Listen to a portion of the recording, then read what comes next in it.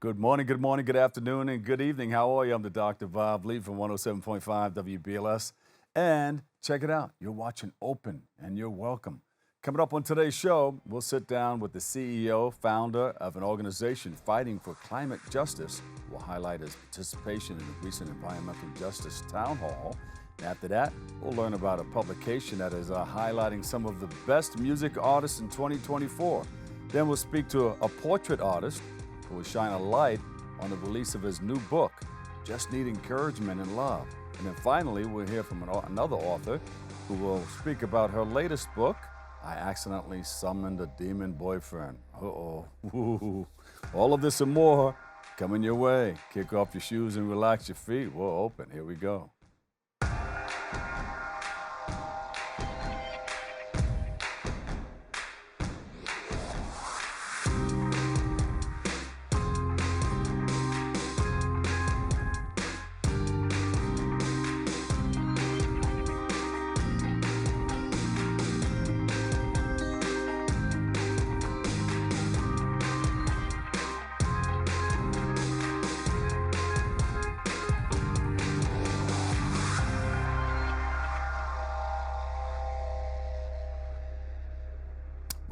Welcome back. We made a lot of appearances over the weekend and throughout the week. We want to thank everybody for letting us share in this space and time with you on location throughout the tri-state area, right here in the Bronx too. I'm your host, Dr. Bob Lee from WBLS, and you're watching Open. It's that live interactive program that brings the Bronx and New York City straight to your TV set. You can stay connected to us through social media at BronxNet TV. Leading things off, our first guest is the CEO founder of the Global Center for Climate Justice. Joins us to speak about his organization's goals and to highlight the 2024 Beyond Creating Our Shared Futures Town Hall. Please welcome to the show, Daniel Faber. Welcome. Oh, thanks for having me. I'm glad to be here. Daniel, what's it all about? What are we talking about here when we say that we're working with climate change, a global center for climate justice?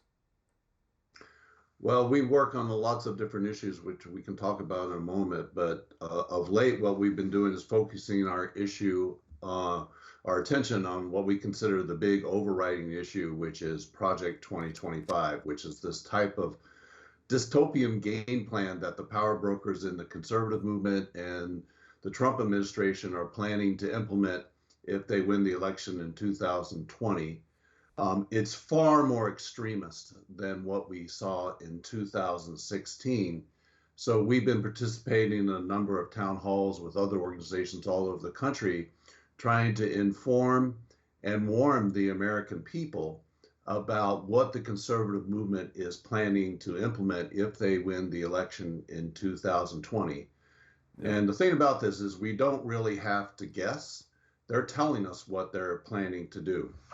And this is far more serious than in previous years, because this is the first time that you've had the entirety of the conservative movement come together, over 100 different key organizations, along with former Trump administration officials. Mm-hmm. And they've devised a very sophisticated, detailed plan where they have reached a consensus. Yeah. And that they are going to work to implement the vision that is outlined in Project 2025. They've learned their lessons from the past.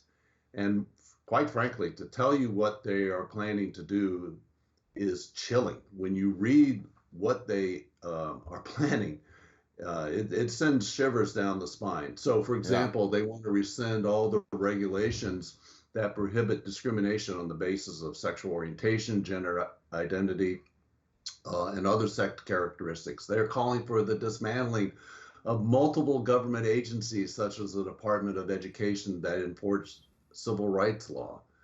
They want to systematically dismantle climate policy, any mention of climate science and work on climate science in the federal bureaucracy, and in our participation in the Paris Accords. Mm-hmm. So it reads like this dystopian strategic playbook on how to destroy the federal government as we know it, and what Paul Dans, the leader of Project 2025, calls the administrative state. So we're sounding the alarm bells these days and trying to get people organized in preparation for what's coming.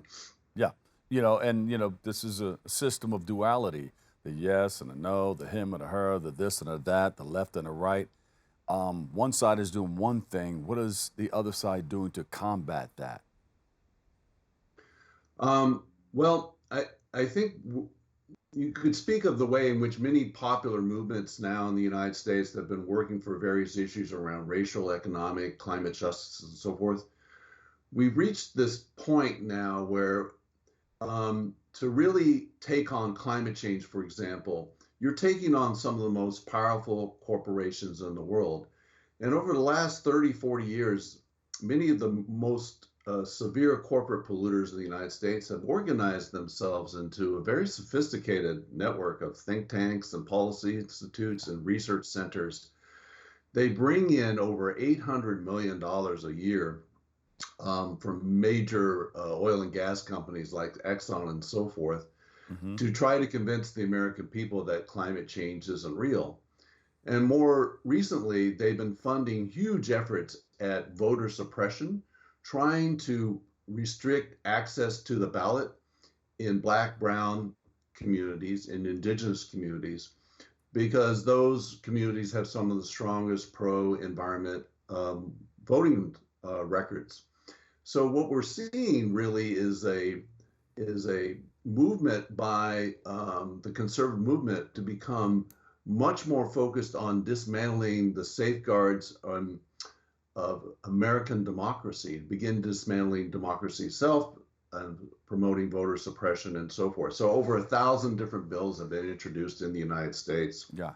over the past 3 years, designed to curtail the right of people of color and youth to vote because they are some of the strongest pro-environmental voters. So in many ways, to take on the most powerful corporations in the world, we have to build something very new that's never been done in American history. We have to build a multiracial, multi-class, multi-generational, in many ways, multinational movement that brings together different issues to arrive at a more comprehensive policy agenda that begins linking to different issues so that we have the power to take on these giants, some of the most powerful corporations in the world. So I Has think that building there is. begun? Has that building begun? And where does it start if it hasn't? Yes, and I think this is what's so exciting for me about this particular moment in history is that we are seeing the formation of a much more transformative environmental politics, one that begins to unite issues of racial justice, social justice, and environmental protection, and take a much more comprehensive approach that begins to address root causes and looks at how these different issues are linked, but also to begin to develop a much more um, transformative vision of how climate change can serve as a catalyst for building a better society.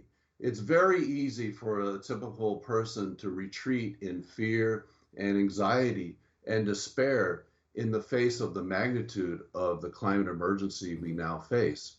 But if movements can come together and begin to cultivate a vision of how we, in the process of tackling climate change and other types of injustices, can build a better society, perhaps the best society the world has ever seen, then people can become inspired to become part of this movement.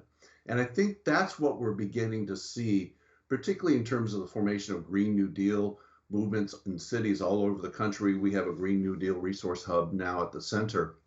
So I think this is an exciting time. We're seeing the invention of a new type of politics in the United Yeah. States. Yeah. And so you have the big Creating Our Shared Futures town halls. What will people learn from that? So part of that is outlining this vision and how we can begin to link our different issues and how we can begin to address root causes. One quick example of what addressing root causes mean. For example, in Europe, with around chemicals policy, the onus is placed upon industry to prove that a chemical is safe before it can be introduced into the marketplace. And in the United States, the burden is placed upon the public to prove that a chemical is dangerous to human health after it's been introduced into the marketplace, which means we're all guinea pigs, which is why 500,000 Americans die of cancer every year. And there's 200,000 plus new cases of breast cancer every year.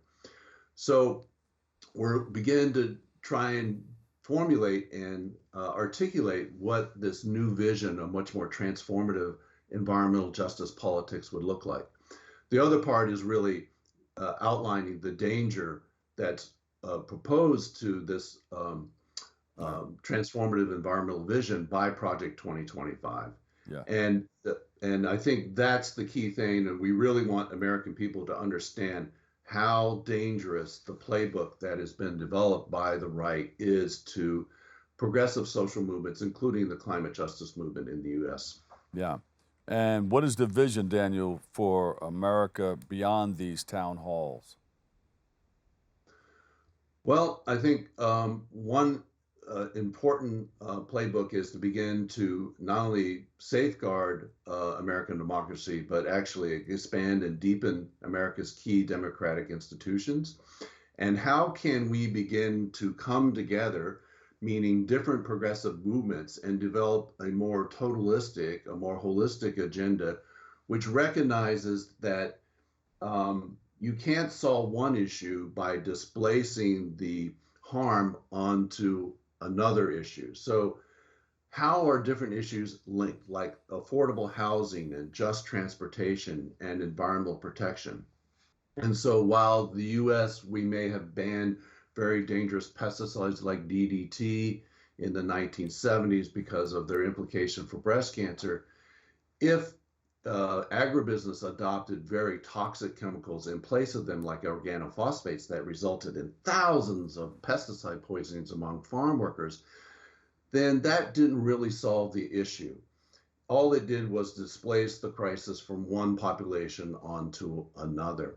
Yeah. A more holistic solution is, how do we develop a new system of agriculture which eliminates its dependence on chemical poisons in the first place? Yeah. And so that's the vision.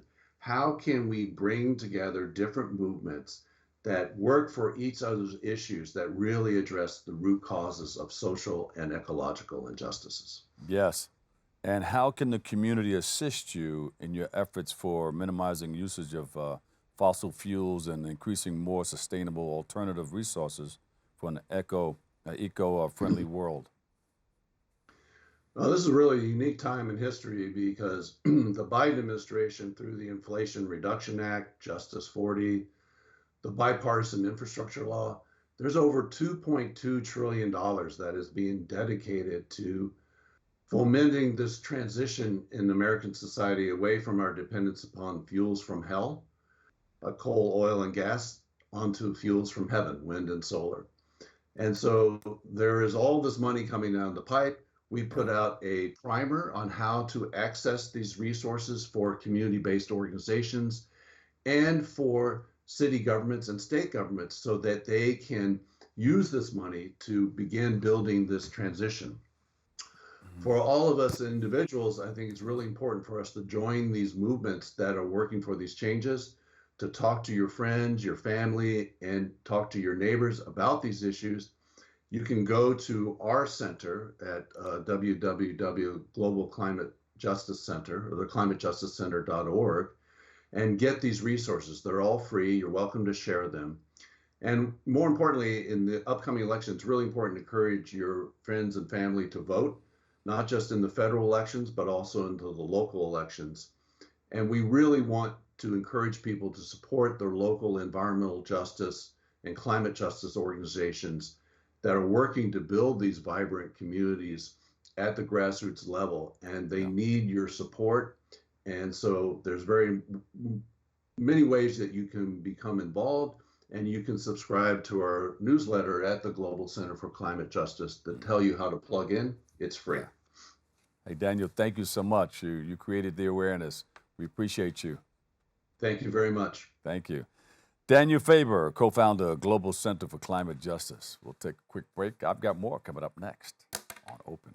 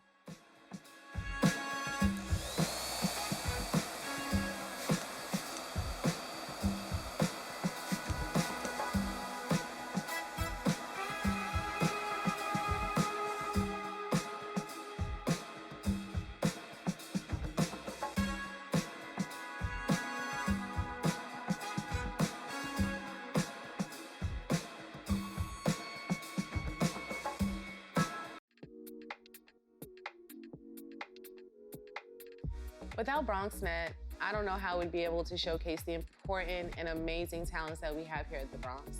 We've been able to feature lots of great artists, performers, people who deal with coffee and small entrepreneurship businesses, discuss controversial topics, and also be able to share the voice of residents that might not normally have access without a place like BronxNet.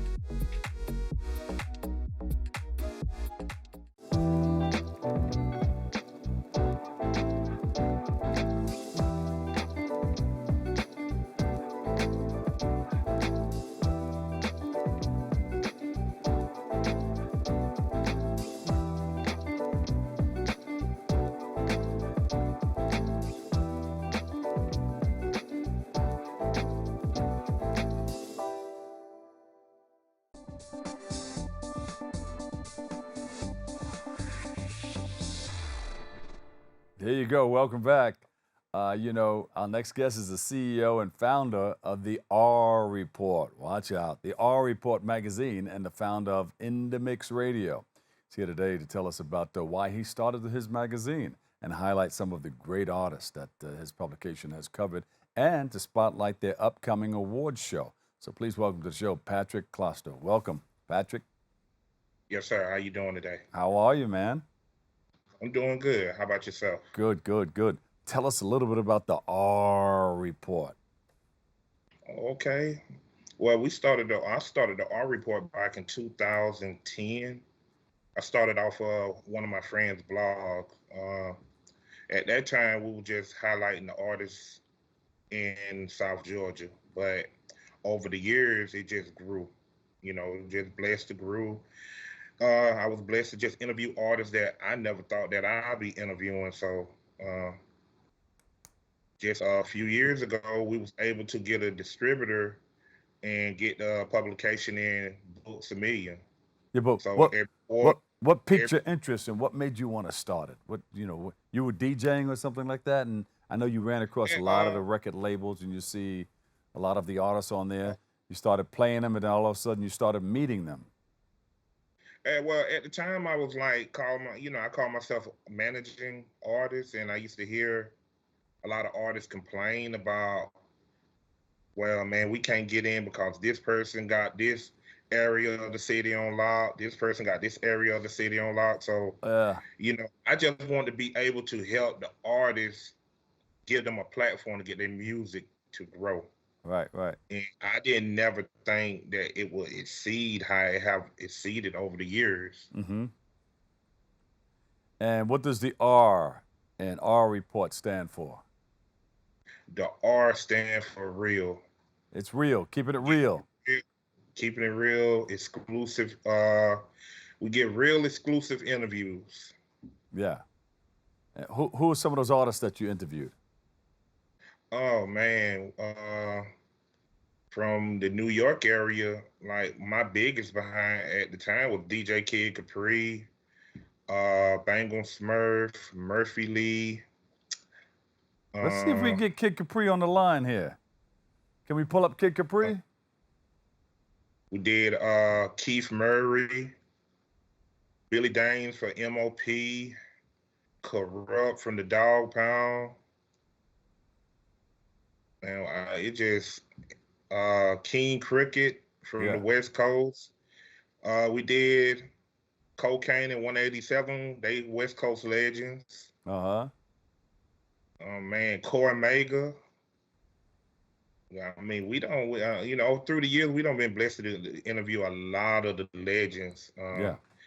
Recently, I had the opportunity to interview Mr. Ralph McDaniels. Box. Let's call up the uncle. Yeah, he was on. Yes, sir. He was on the cover of the previous issue. Yeah. And then you also spotlighted a lot of the things in the award shows. Talk about that just a little bit. The C Awards. The C Awards is the Southern Entertainment Music Awards. It's something that'll be given every year in the Southern region. And over the last few years, I've been blessed to be nominated. Even being nominated is prestigious. been nominated for a magazine publication of the year, and for the last 3 years, we've been nominated for radio station of the year. Oh, So it beautiful. just a prestigious award that's been going on for the last, I think, this year will be 22 years. Beautiful. So wait a minute. So you've been DJing and you've been wow. Talk about your involvement in a lot of the music projects. Well, I pretty much try to help the artists give them a platform, help the artists get their music out. Even with the DJs on the radio station, like help the DJs to grow their platforms. We've been blessed to do that with the radio station. That Uh-huh. was the whole purpose of starting In the Mix Radio, to help the artists. Because a lot of times it'd be hard for an artist to even get on terrestrial radio, especially some of the bigger top 40 stations. So uh, I just always wanted to be the one to be able to help the independent artists like get their music heard, help the DJs grow their brands, help labels, grow their brand. Yeah. That's what we're here for, the R Report Media Group. And how long have you been operating the radio station? I started the radio station in April of 2021, All right. and as of right now, we getting close to 10,000 listeners a month. Mm-hmm.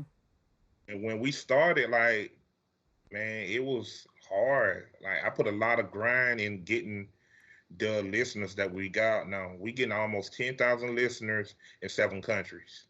That's beautiful. It's a worldwide thing. And how did you come up with the name In the Mix? Because we used to have a mix show, and it should be like an echo. In the mix, in the mix, in the mix. Oh man, it's kind of funny. I was thinking of names when I first started the radio station, and this particular night I was looking at that movie that Usher was in called In the Mix, Yeah, yeah. and it just stuck. It just stuck with me. Like, yeah, that's what I'm gonna call the radio station, In the Mix Radio, and boom, it was birthed, and we just took off. We've been blessed. We got like 6 podcasts, like What? 10 mix shows. It just been blessed. Yeah. So more and Been more people want to blessed. get involved. If they want to get More involved and in your more mix people. show We got projects, how can they got do it? a couple of sponsors right now. So we're just blessed. Yeah. Who are some of those sponsors that you have? Right now we got Edmonds Music. That's Melvin Edmonds. That's matter of fact, that's Babyface nephew. Yeah. We got him and his wife Brianna, and we got Bomay Vodka. It's a vodka company out of Atlanta, Georgia. Beautiful, beautiful. That's great. Seems like you got it going on out there. We got to come out there and pay Yeah. you a visit. Yes, sir. It just got to stay consistent. I always believe in anything that I do. To staying consistent. Just got to stay with it. It don't matter what might try to derail you, but just stay consistent. And the R Report, we've been doing this now 13 years. Woo! I started off a blog, Yeah. off of somebody else's blog, and now we got a publication on newsstands in 112 books a million stores nationwide. Wow. So you're rolling in the dough? We're trying to. I get Yes, it. sir. No, I get it. What is the long-term goal and vision for the R Report magazine and everything that you're doing? To become one of the top media companies, media outlets. That's the goal. In the beginning, the Source magazine was always one of my favorite magazines coming up. And Right. if not, I want to be bigger than the Source. Yeah, yeah. I mean, the Source could have been so much bigger if certain people wouldn't have just messed everything up. So that was just a lesson for me starting the R Report, like Yeah. with the politics, you know. So that's my the whole goal, to be one of the biggest media outlets in the nation. Yeah. Did you ever go to HHA, the hiphopalliance.org? Go in there. There's a person they just hired to do a lot of their publicity, and she ran Right On Magazine. Her name is Cynthia Horner. If you get a chance, Okay. go in there. Maybe you can get some nuggets out of there, or you can collaborate on a few things. Yeah, just Yes, to sir. throw it out there. Yeah, but I Yes, like sir, what I will. yeah, I like what you guys are doing, man. You're moving well. You know, Yes, you're sir. I moving well. appreciate it. Yeah. Yes, sir. Any events coming up that we should be on the lookout for? Right now, I think we'll be getting ready to do A3C, but that's in the fall. Yeah, we're just gonna keep it moving through the summer. I also got interns being able to be blessed to be able to work with Delaware State University. Oh, good. You know, I work with a music and mass comm program, so I got a few interns out that way. Yeah, great, great. Anybody you want to shout out to, like some of the DJs who participate in your organization, or some of the other people Yes, working sir. with you? Yes, sir. First and foremost, I want to thank God. Yes. You know, but that's always my parents, my family, to the whole R Report team, Smack, Terrell, Rena, Dahara, DJ Wiz, DJ Slick Styles, OG Wonder Hayes, DJ Blends,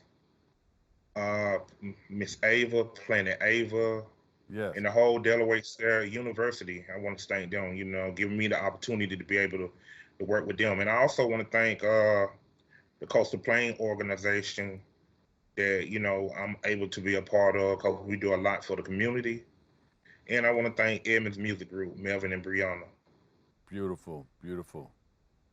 Patrick, seems like you got a whole lot going on, and you're gonna be busy, but it's a beautiful thing. You can look back on battles won. Real glad you came this way. Yes, sir. Yes, sir. I thank you for the opportunity. God is good. All the time. And all the time. God is good. Word. Now, where can we go for more information on our report and everything that you're doing? And just go to the website, www.therreportmag.com. There you go. Patrick Gloster, CEO, founder of the R Report magazine, and owner of In the Mix Radio. Patrick, thank you so much. Yes. Thank you. All right. We'll take a break. I've got more. We're doing it right here on Open.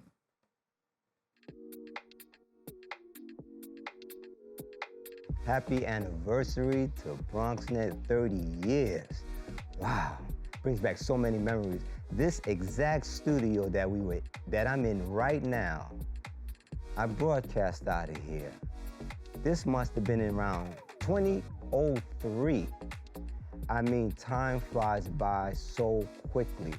I started out here, it was either Mr. Gary Axelbank and Mr. Batch with Lady Morsar. We used to do a show here called In the Neighborhood. And I brought so many different guests on this show. To be able to bring your voice to the community is very powerful. To bring hip hop and spirituality, I brought my pastor in this same studio, Pastor Gino Jennings, and I'm sure you guys know who Pastor Gino Jennings is. That's rough. And some disciplined teaching. BronxNet is something that we need to uplift our communities, because this is a platform that we can come, and if you have a vision that's in your mind going into your heart, you can use it to do uplifting things for your community.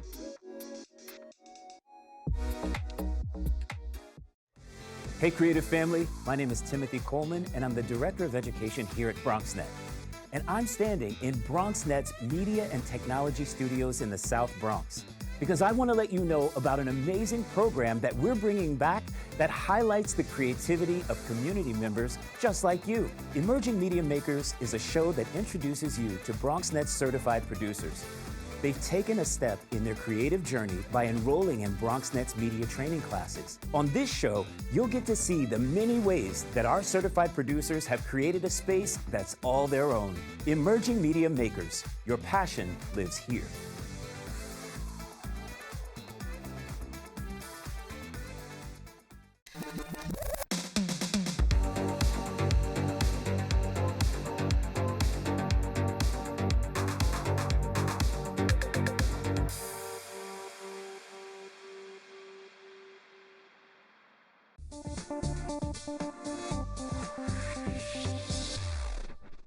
And welcome back. Hey, our next guest is a writer and poet, and he joins us to speak about his book. Just need a little encouragement and some love. That's all. Just give me a whole lot of love. I need a whole lot of love. We'll learn about his journey as a writer and what inspired his book. So please welcome to the show, Johnathan Neal. Johnathan, welcome. Thank you for having me. Thank you for having me. I just need a whole lot of love. Yes, That's all. yes. Give me some love. Ain't nothing like love. Your love overcomes hate. I tell you that. Yes, indeed. I'd Yes, rather have indeed. that. Yes, indeed. So what inspired you to put the pen to the paper? Yes, well, just need encouragement and love. Just need encouragement and love, words of wisdom, and warm hugs. Now, what inspired me to write this book is that this book represents the progression of my personality development. Yeah. When I was young, I was a shy, quiet child. Yeah, me too. And then we kind of came out of it a little bit, right? Yes, Just a little yes. bit. But you still got a little taste of being shy, but once you crack the mic for Exactly. about a first few seconds, you open right up. Right. Yeah. So I always kept to myself, and I always wanted to express myself, but I didn't know how, but I wanted to.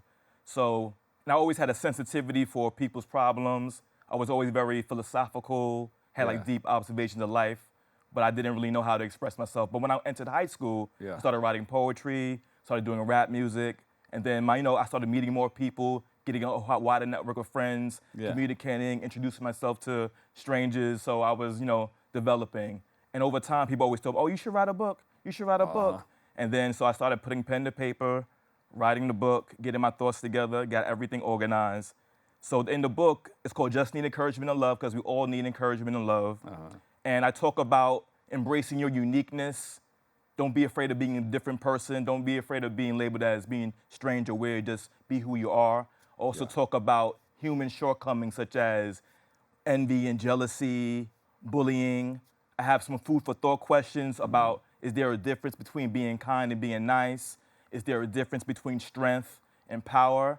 And also, the most important part, I have a section called Connect to the Source. So the source is the power of the universe, God. So once you connect to the source, you're given guidance. You're given guidance how to navigate your life. Whatever you pray, meditate, whatever you do to balance yourself, to connect to the source. Whatever you want to do, connect to the source in a way you feel comfortable, and you'll be guided throughout your life. So get yourself in line, mind, body, and spirit. Right, exactly. Yeah. So this definitely represents my character development, my personality development. So me having this book in print is for me, is wow, I actually did it. So this is therapy for you also, Yes, it's also right? therapy for, yes. Because you said you were an introvert, and then you said, you know Exactly. what? Let me put the pen to the paper and put it all out so somebody can get it. So how did you mix the poetry with what you're doing now?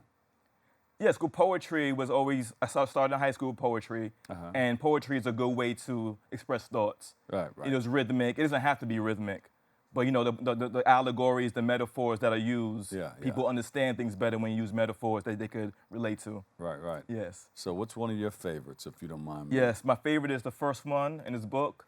You are an inspiration. I will recite it now. Okay. You are an inspiration to many people. Many people admire you. These people may never say you are an inspiration, but they secretly try to imitate you in many ways. There are people who never had a conversation with you, but they are observing you. They are copying your positive traits. As you live a life true to yourself, not seeking validation from society, people will tease you. Realize that even though they tease you, they secretly admire the fact that you're bold enough to be yourself. Continue being positive. Continue being the best you can be. Doing this will help influence others and help make the world just a little bit better. Think about this and consider. There you go. Everybody in the studio, put your hands together like that. Up in the control room, put your hands together like that. At home, Johnathan, thank you so much. Did you hear all those applause at home? Yes, sir. Yes. Yes. We appreciate you. So where do we go? Are you going to be reciting some of this on stage somewhere or anything like that? I go to different open mics in the city. Yeah, Harlem and the Bronx. I'll recite my poetry. Yes. Oh, yeah? Yes. What's one of your favorite spots? Yeah, Soul Sweet Sanctuary. 449 Ellie Scat is the main spot now. 449 Ellie Scat. Yeah, yeah. Yeah, they have it once a month. So we yes. get over there and have some chicken wings and, Yes, and a exactly. drink and watch you exactly. do your thing. Exactly. Beautiful. All right. You have a follow-up to this coming out, or? I plan to do another book. And I'm just happy to encourage people, to inspire people. A lot of people tell me, I want to write a book too, and like they never can get themselves organized to do it. But since they saw me do it, they're like, wow, you actually wrote the book. So now I'm inspiring other people to write their books. So I do want to write another book, yes. Beautiful, beautiful. So you have two of them right there. That's not. No, it's the same book. It's the same book. Yes, yes. All right, so yeah, you will have two. You will come back and you'll have two on that table there Yes, like that. yes. And see, you got the whole marketing thing going on. You have T-shirts, just need encouragement and a little bit of love. Right, and also have the poem I just recited on the back. Oh, okay. I don't know if you want to see it. Yeah. There you go. Yeah, man. Beautiful, beautiful. Those speed readers read that whole thing real quick, and then they heard you say it too. Right, right. It got reinforced. Are you performing anywhere coming up? Like I said, 449 Ellie Scat and other places I hear about sporadically. Yes. Okay, all right. Well, let us know if you're going to be seen within the next few weeks. We would like to come down and check you out. Yes, yes. You know, speaking of inspiration, what inspired you into getting into writing? Did we mention that in the beginning? Well, I had a friend who wrote poetry, and I started trying to write poetry because he wrote poetry. Yeah. And then just listening to the different spoken word artists, just going to Barnes and Nobles, looking at different poetry books, and just looking at self-improvement books in general. I love hearing words of upliftment, words of things are going to be all right, and also hearing practical tools how to improve yourself, how to better yourself. So those things. Oh, you got to tune into my show on Yes. WBLS. I kick a lot of that stuff all throughout the night. Yes. Yeah. So, what advice would you give to up-and-coming writers interested in getting into your line of business? I would say write from your heart. Right from the heart. Right from the heart. Right from the heart. Don't try to be like anybody else. You could listen to other people and like how they write or their style, but be true to your genuine voice, because that's what's gonna make you expand. Yeah. Because there's only one of you, so don't be like anybody else. There's only one of you. Yeah. Gotta be you. Yeah, coming to you right from the heart. You're right. Although it's just you, but it's okay to try to say, hey, I want to emulate that person. I want to copy that person, because your own individuality and personality will come out in doing so. Yes. And nobody will ever know that you copied the next person. Right, exactly. Unless you try to do exactly what that person's doing and but you're never going to use the same words or anything like that. So it's going to be you. It's going to be you. Nothing's like sort of original. Everybody takes a little piece of something from somewhere. Nothing new under the sun. Somehow. Yes. Yeah. But can you tell our audience about your portraits business? I used to draw portraits on the street near Fifth Avenue. I also do portraits at parties and events. You can hire me out for parties and events, children's parties, birthday parties, any event available. And you call them the J. Neal Portraits? Yes. That's online too? It's online too, yes. Yeah. Where do we go? Just type J. Neal Portraits, it'll come up, And it'll come up? And also my Instagram, J. Neal Artist. J. Neal Artist. Yeah. Yes. All right. Got a lot of good pictures on there? Yes. Yes. What's one of your favorites? I mean, they're all, I got so many, but there's one or two that sticks out. Right. There's one of a little girl I like, the hair and everything. Yeah. I wish we could pull that up, but if we can't, it's okay. We'll go there and check it out. All right. Yeah. Okay. So what should we do next to follow you? What do you expect people to learn from everything that you're doing? Well, I would say if you want to purchase a book, you can email me directly, jnealartist@aol.com, and I'll autograph. You get a personally autographed signed book. I can meet you in person, shake the hand of the writer. Yeah. Or if you're not, I can mail it to you, and we can work out the arrangements. Yeah. Good. I like that. Yes. All right. So you're doing the book signing, you're doing the poetry. Yes. And you got your merch and everything. Yes. Everything all lined up, ready to go. Yes. All right. Yes. Good. All right. And do you have an idea of what the next book is going to be like? I was thinking of just more encouragement and love. Just follow like Yeah, part that'll two, work. but just more encouragement and love. Just more encouragement and love part two, or Just Need Encouragement and Love, Part 2? I would say just more encouragement and love, and that would be the part 2, but not More literally written as encouragement part and 2. love. Yeah, Yes. yeah.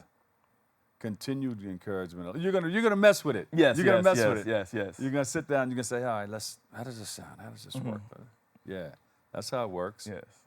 So you're in line with that, and you're also getting ready to perform new poetry. Yes, yes. I almost got it. New poetry. Yes. Yeah. That fly's listening too. I know. Old Nature's listening, yes.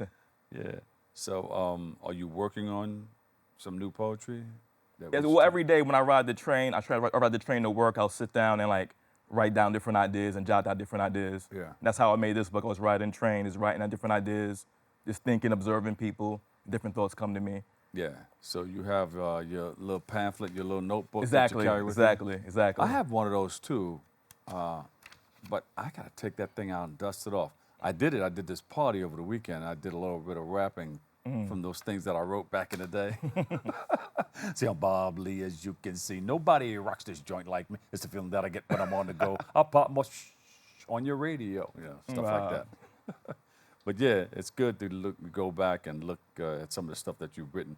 And you can even find something in there that will inspire you to jump on to the next book. Right, you inspire your own self by the old writing, and then you keep going oh, forward. wow, I could have done Yeah, exactly. And you find some new stuff. Yes. Yeah. All right. Yes. Good. Want to shout anybody out that's helping you out and backing you with anything? Shout out to Newton. Shout out to Sean, Corey. Shout out to Kimberly Isaac. Shout out to Tatiana Kuby, the editor of my book. Shout out to Sam Kestenbaum. He gave a little nice write-up. Shout out to Phil McCoy. He gave us also a nice write-up about my book. And just want to end, just need encouragement and love. Just need encouragement and love. Words of wisdom and warm hugs. Yeah, it's a beautiful thing. I like it. Yes. Yes, yes. And you just better say everybody because you're gonna forget somebody. Right, Say, exactly. What about me? I'm down with you. So big shout out to everybody that he's talking. He's in your thoughts. Words of encouragement to somebody maybe in junior high school, college. Focus on your goals. Figure out what you want to do in life, but don't stress out if you don't know what you want to do. Just keep thinking about it. It will progress and change over time, but go to college, definitely. Go to college, get your education. Doesn't matter if you change your mind, just focus on your education and the door will be open to you. And if you connect to the source, like I said in my book, all that confusion, it'll be blown away and the path will be made clear for you. The source is the G-O-D. G-O-D. Yeah, the ultimate. Yes. All right, Johnathan Neal, author. Just need encouragement and love. Thank you so much. Thanks. All right, good luck with everything. Yes. All right, we'll take a quick break. We got some more Open. As a matter of fact, we got another guest coming up we want to talk about coming up next on Open.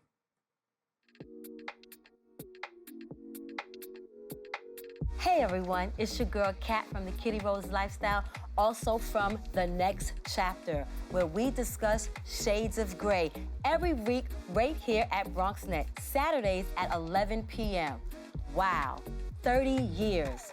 30 years of BronxNet public access television. I'm a girl from Brooklyn and came to the Bronx 25 years ago, started my journey on BronxNet on public access television in 2016, and BronxNet is where I got my start. BronxNet, I feel like, is a home away from home. They support all of my endeavors, and I wouldn't have been able to be on any of the other channels if it wasn't for the fundamentals that I learned right here at my start here at BronxNet. So I am so appreciative. My son says I should stop telling people I'm from Brooklyn because I've been here now, Bronx strong, for 22 years. So I'm so grateful, and I wish you much success in 30 years, 30, 30, 30, 30, 30, 30, 30, 30 more, because public access is necessary so that people like myself can have a voice. Yes, BronxNet, it's your girl Kat from Kitty Rose. Check me out every Saturday at 11 p.m. right here, Channel 68, The Next Chapter, where we discuss shades of gray. Mwah. 19.7% of Bronxites currently experience food insecurity. Meanwhile, instead of these nice, colorful foods, this is the best food that they have access to. If this sounds like you, there are a bunch of resources to get healthy food for free or cheap. If you want to help, you might consider donating or volunteering in one of these places. Community fridges like this one are all over the city and allow New Yorkers to conveniently donate extra food to people who might need it. Go to this link and find your nearest one. Food banks and pop-up events like these provide millions of healthy meals to families in need. These organizations are distributing meals to Bronxites as we speak and are always accepting donations and volunteers.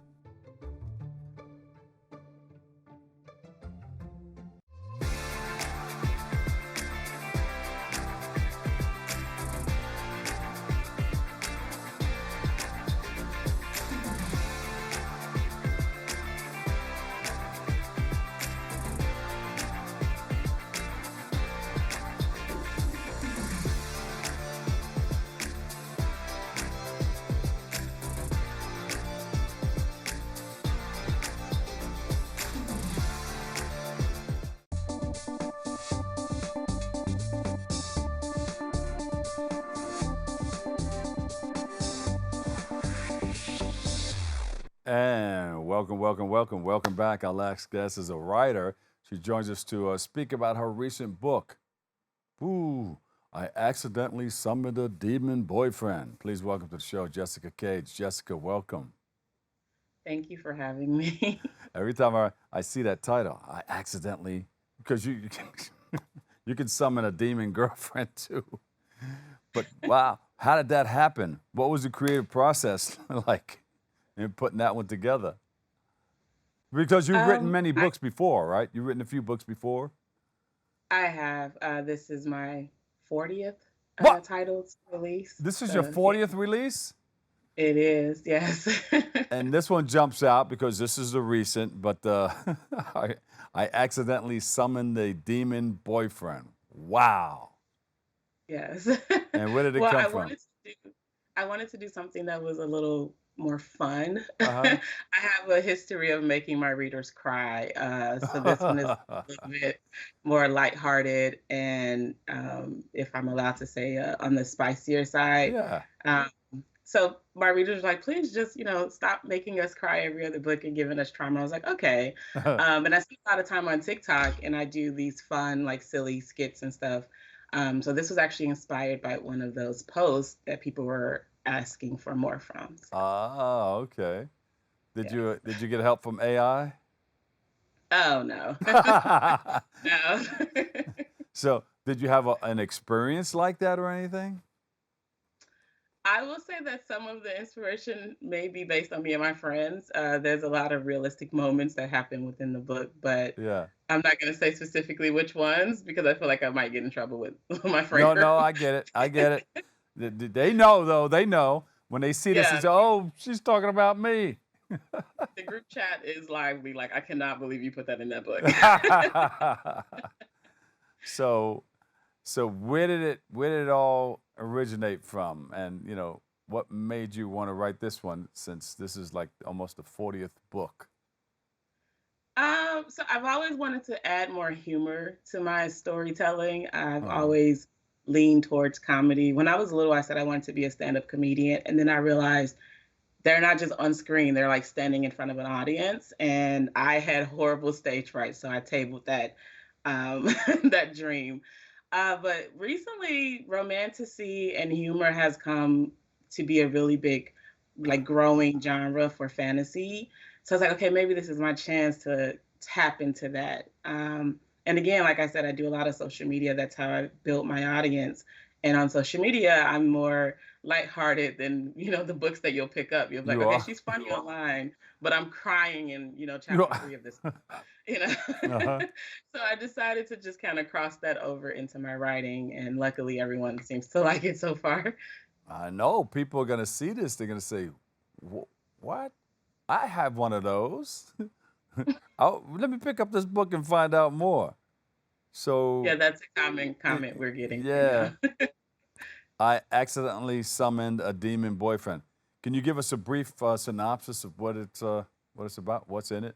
just a touch so that we can go get the book and find out more. Of course. So it's about the main character, Raina, who is a woman in her mid-30s. I wanted to write about an older character just because most of the fantasy novels focus on, 20-year-olds or 19-year-olds or younger. But she has everything going in life, but, dating is a struggle, which I think is relatable right now. And so one night she gets a little tipsy on couple glasses of wine, and she picks up her favorite fantasy novel, which had a spell in it that brought the main character her perfect man. So Raina does the spell. She didn't think it was gonna work, but the next day she wakes up with this demon man in her home. And then Yes. I have to get you to go a step further with that. She wakes up with the demon man, and then what happens? He informs her that the spell she cast created a bond between them, and now they either have to stick together or find a way to break the bond. Raina is like, I am not about to be with a demon, so she's like, we got to fix this. So it's about their journey of trying to dissolve this bond between them. But again, along the way, she starts to question if she actually wants to break the bond. I'm turning the pages. Go ahead.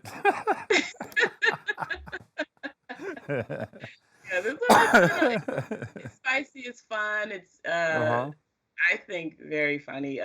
We have, demon puppies who poop rainbows that smell like apricots. It's a good time, I think. Just something lighthearted for readers to get into. And you started a Kickstarter campaign for audiobooks? Yes, we did, and it funded at almost 200% of our goal. So the audiobook production actually starts June 11th, so we're very close to production. So you already have a voice for it and everything? Yeah, she's a wonderful, talented creator named Ruthie Bowes. I have been wanting to work with her for so long, and now she's doing it, and I just feel so blessed. I feel like this book, I got all of the wish list. My favorite artist, who was booked 2 years out, she had a random opening, and she chose to fill that opening with my book. And now the narrator that I've been wanting to work with for a while has agreed to narrate the book. So it's all coming together. Oh, beautiful. But that's how you do that. Dreams are just coming all together, and sometimes it'll be after 5 books, sometimes after 10 books, and sometimes after 40. After 40. It's all good. As long as you keep on moving in the right direction, everything is good. Can we go and support Kickstarter, the campaign? No, the Kickstarter has ended and the book is out now. Oh, so, okay. Yeah. So we are now fully funded, and right now the book has been #1 in its category for almost 3 weeks, and we've already hit 500 reviews. I'm very excited about that because I have books that have been out for years that still don't have 500 reviews. Yeah.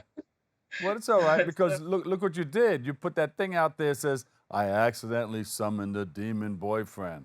And a lot of people can identify with that, whether it be boyfriend or girlfriend. Absolutely. There's a lot of that out there. Now, what do we do to fix this? How do we correct this? Where do we go? Where do we go from here? And then you have some of that in there. She decided to get out of it. She said, I don't want to, I don't want to go down that road. Let me jump out of this. Let's try to figure out how to get out of this.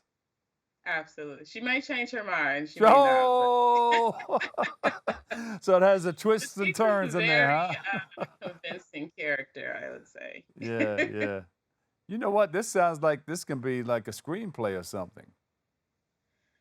It's on my manifestation board. I'm very big into, visualizing where I want this to go. And I would love to see this turn into a film. I think it would be hilarious, especially because I love rom-com. It will be hilarious, yes. This is. So, kind of spooky and hilarious, yes. Yes. Well, it has a whole thing in it. It's mysterious, it's spooky, it's hilarious, and all the other things that you can conjure up.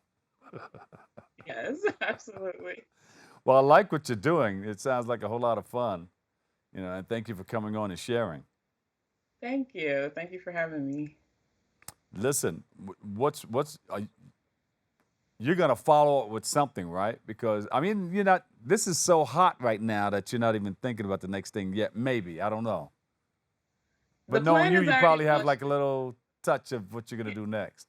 Yeah, I've spent almost 2 years planning this out. So the next book is already in the works. The cover is being created. So we'll be announcing it in late July. I'm trying to keep my mouth shut about it because like there's a marketing plan, but I'm so excited. I'm just trying to live in the moment of the success of this book right now. That's good. That's good. Well, I got to get with you and share some things with you. Awesome. All right. Anything coming up that we should know about within your marketing plan? Are you going to do like a book signing somewhere or anything? Yeah, I actually just got home yesterday from DC at the Imaginarium. That was a 2-day event. I'll be going to UtopiaCon in Tennessee in a couple weeks, and we're actually having a Demon Boyfriend party here in Georgia. Oh, no. It's going to be July 13th. We will be celebrating the Demon Boyfriend. You know, people, they're going to be dressed up as demons or what? What are they going to do? You know, they might. I don't know. I've seen so far 3 people cosplay characters from my books, which is mind-boggling. So if someone shows up, I would probably cry a little bit from happiness, but I would be open to that. Okay. Is it online? Where can we get the book? You can get the book online at most retailers, Amazon, Barnes & Noble, etc. I also sell signed copies on my website, which is jessicacage.com. Jessicacage.com, just like that. Yes. /links. Yes, that'll link you to everything I have going on, which is, events, social media, any upcoming blog posts, all that stuff goes there. So you're good with this website and writing and social media and everything, huh? Yeah, back in 2018 when the release of Black Panther hit and I realized that readers were like hungry for what I was creating, I was like, I got to get ready, and so I started to strengthen just my online presence in general. So it's been a journey, but it's been worth it. Yes. Beautiful. Jessica Cage, she's in the mix. She's doing her thing. Jessica, thank you so much. Thank you. I Accidentally Summoned a Demon Boyfriend. Jessica Cage, an author. All right. Thank you for letting us share in this space and time with you. Unfortunately, that's all the time we have for today's show. I want to thank you, our guests, for joining us, and you, our viewers, for tuning in and checking it all out. Always remember this: what you are is God's gift to you. What you make of yourself is your gift to God. So choose your choice. Let your choice control the chooser. I'll see you over 107.5 WBLS. I'll catch you another day, another way. I love you all. Peace.